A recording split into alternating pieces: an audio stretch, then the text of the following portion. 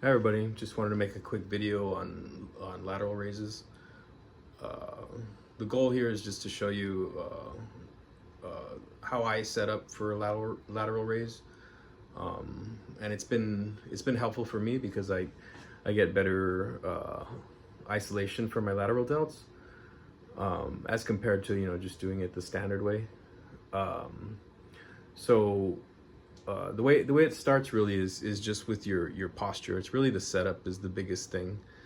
Normally when we do lateral delts, or when I used to do them anyway, when I first started, I would just move my arms out to the side holding weights. Okay, that's the normal thing I would do.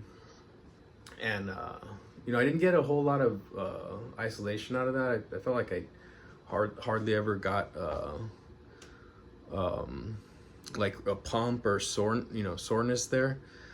Tried a lot of different things, but anyway, what I've been doing lately, and it's been really helpful, and I've been able to get better side delt development, and also I can even see it while I'm in the gym. I get a pump. So far it's been pretty good. And the biggest tip I have, there's a lot of variation to what I do when it comes to lateral delts, but the biggest tip that I do is it's easier to show from the side. Okay, so from the side, this is your regular posture, right? And then to get better lateral delt activation, it's really simple. All I do is move my shoulders forward. I roll my shoulders forward. Okay, so it kind of looks like that. I'm almost like hunchback, and that makes all the difference for me.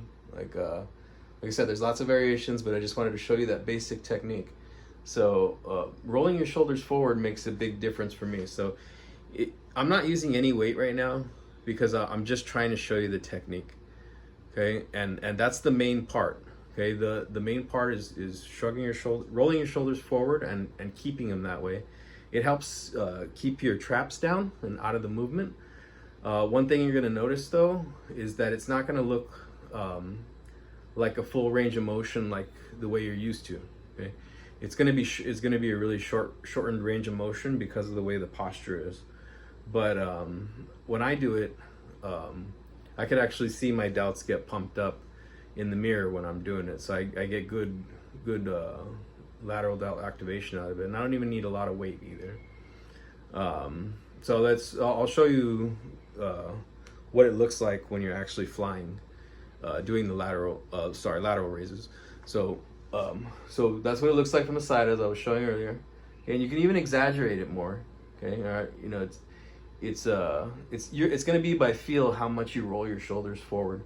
But I think if you exaggerate it in the beginning, you'll get a better feeling for what I'm talking about. So here I'm forward, and you can see my traps are not engaged. Okay, they're riding low on my neck.